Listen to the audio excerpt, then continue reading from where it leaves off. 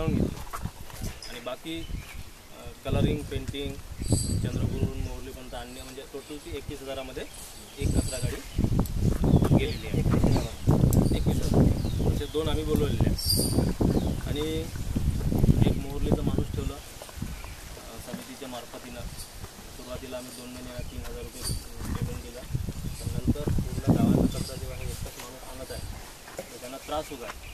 मग त्यांची मानसिकता ओळखून किंवा त्यांचा त्रास बघून मग आम्ही त्यांना मार्चपासून 5,000 रुपये समितीच्या मार्फतीनं पगार देतो.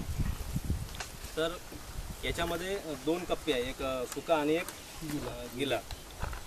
तर 2 कप्प्यामध्ये तो कचरा जमा करतात. यांच्यासोबत आम्ही पूर्ण जे 300 कुटुंब आहे मोरलीमध्ये आम्ही 2 डस्टबिन दिलेले आहेत.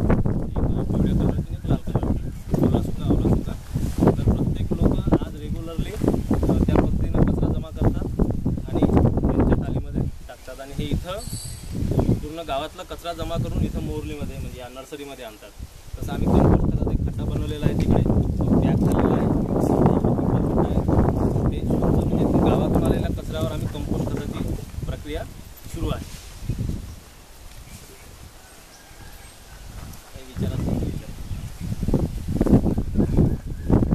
आणि लोकांना आज चांगली सवय झाली. अजिबात लोक बाहेर कचरा टाकतच नाही. जोपर्यंत यांची गाडी येत नाही तोपर्यंत ते घरासमोर ते डस्टबिनमध्ये कचरा भरून ठेवतात. गाडी आली हे त्यांच्याकडे विसाल आहे किंवा घंटी आहे, घंटी वाजवतात आणि ते लोक या कचरा गाडीमध्ये कचरा टाकतात. मग पॉलिथिन तयार करतात नाही अजून तर ते तयार नाही झालेलं आहे. प्रोसिजर सुरू आहे कंपोस्ट टाकायची. त्याचा विचार करू नंतर आम्ही